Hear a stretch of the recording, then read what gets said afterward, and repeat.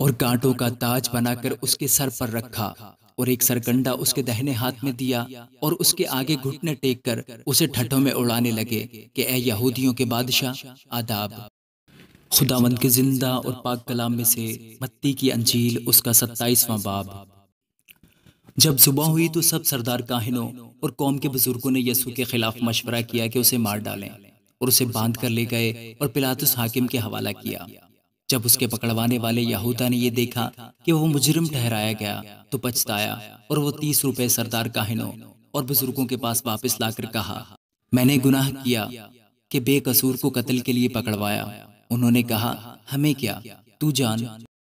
اور وہ روپیوں کو مقدس میں پھینک کر چلا گیا اور جا کر اپنے آپ کو پھانسی دی۔ سردار کاہنوں نے روپے لے کر کہا، ان کو ہیکل کے خزانہ میں ڈالنا روا نہیں، کیونکہ یہ خون کی قیمت ہے۔ بس انہوں نے مشورہ کر کے ان روپیوں سے کمہار کا کھیت پردیسیوں کے دفن کے لیے خریدا۔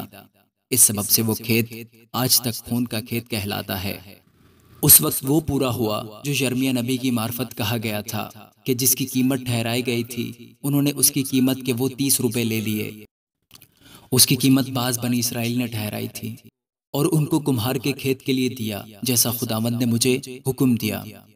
یسوع حاکم کے سامنے کھڑا تھا، اور حاکم نے اس سے یہ پوچھا کہ کیا تو یہودیوں کا بادشاہ ہے؟ یسوع نے اس سے کہا، تو خود کہتا ہے۔ اور جب سردار کاہن اور بزرگ اس پر الزام لگا رہے تھے، اس نے کچھ جواب نہ دیا۔ اس پر پلاطس نے اس سے کہا، کیا تو نہیں سنتا یہ تیرے خلاف کتنی گواہیاں دیتے ہیں؟ اس نے ایک بات کا بھی ان کو جواب نہ دیا، یہاں تک کہ حاکم نے بہت تعجب کیا۔ اور حاکم کا دستور تھا کہ عید پر لوگوں کی خاطر ایک قیدی جسے وہ چاہتے تھے چھوڑ دیتا تھا۔ اس وقت برابا نام اس کا ایک مشہور قیدی تھا۔ بس جب وہ اکٹھے ہوئے تو پلاطس نے ان سے کہا، تم کسے چاہتے ہو کہ میں تمہاری خاطر چھوڑ دوں، برابا کو یا یسوع کو جو مسیح کہلاتا ہے؟ کیونکہ اسے معلوم تھا کہ انہوں نے اس کو حسد سے پکڑوایا ہے۔ اور جب وہ تخت عدالت پر بیٹھا تھا تو اس کی بیوی نے اسے کہلا بھیجا کہ تو اس راست باز سے کچھ کام نہ رکھ، کیونکہ میں نے آج خواب میں اس کے سبب سے بہت دکھ اٹھایا ہے۔ لیکن سردار کاہنوں اور بزرگوں نے لوگوں کو ابھارا کہ برابا کو مانگ لیں اور یسوع کو ہلاک کرائیں۔ حاکم نے ان سے کہا کہ ان دونوں میں سے کس کو چاہتے ہو کہ تمہاری خاطر چھوڑ دوں؟ انہوں نے کہا، برابا کو۔ پلاطس نے ان سے کہا، پھر یسوع کو جو مسیح کہلاتا ہے کیا کروں؟ سب نے کہا، وہ مصلوب ہو۔ اس نے کہا، کیوں؟ اس نے کیا برائی کی ہے؟ مگر وہ اور بھی چلا چلا کر کہنے لگے، وہ مصلوب ہو۔ جب پلاطس نے دیکھا کہ کچھ بن نہیں پڑتا بلکہ الٹا بلوا ہوتا جاتا ہے، تو پانی لے کر لوگوں کے روبرو اپنے ہاتھ دھوئے اور کہا، میں اس راست باز کے خون سے بری ہوں، تم جانو۔ سب لوگوں نے جواب میں کہا، اس کا خون ہماری اور ہماری اولاد کی گردن پر۔ اس پر اس نے برابا کو ان کی خاطر چھوڑ دیا اور یسوع کو کوڑے لگوا کر حوالہ کیا کہ مصلوب ہو۔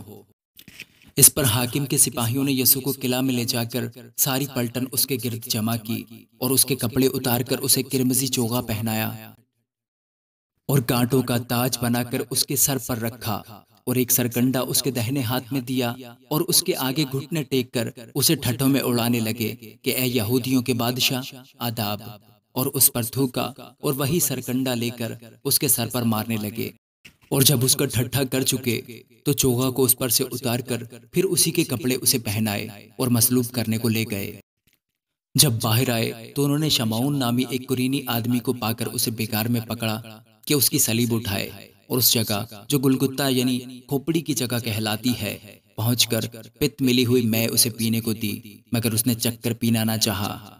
اور انہوں نے اسے مصلوب کیا اور اس کے کپڑے قرع ڈال کر بانٹ لیے، اور وہاں بیٹھ کر اس کی نگہبانی کرنے لگے، اور اس کا الزام لکھ کر اس کے سر سے اوپر لگا دیا کہ یہ یہودیوں کا بادشاہ یسوع ہے۔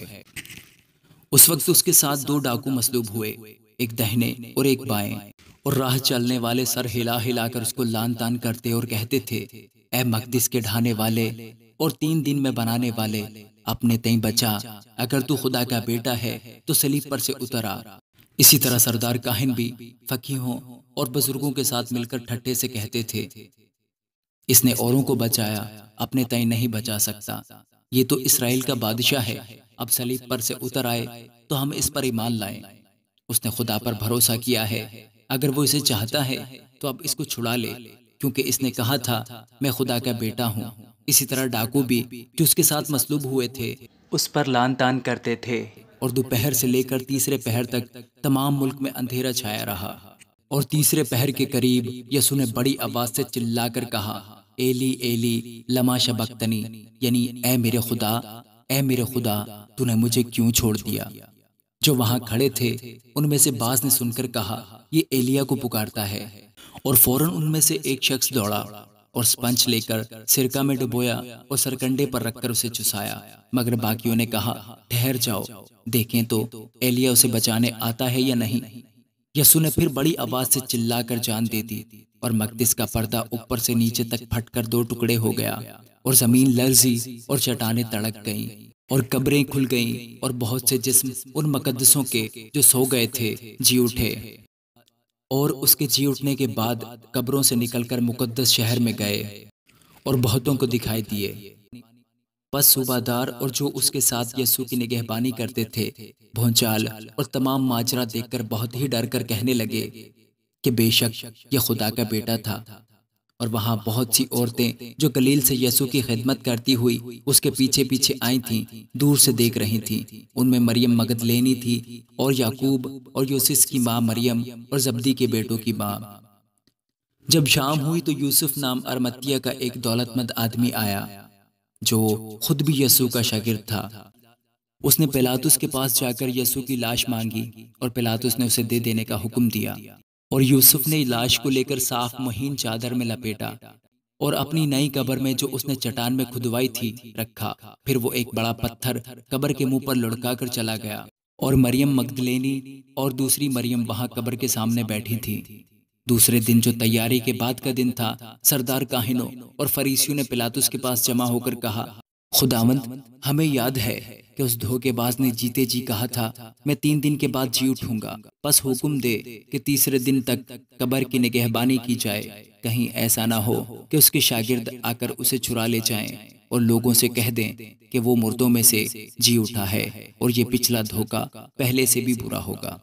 پلاطس نے ان سے کہا، تمہارے پاس پہرے والے ہیں، جاؤ، جہاں تک تم سے ہو سکے اس کی نگہبانی کرو۔ پس وہ پہرے والوں کو ساتھ لے کر گئے اور پتھر پر مہر کر کے قبر کی نگہبانی کی۔ آمین۔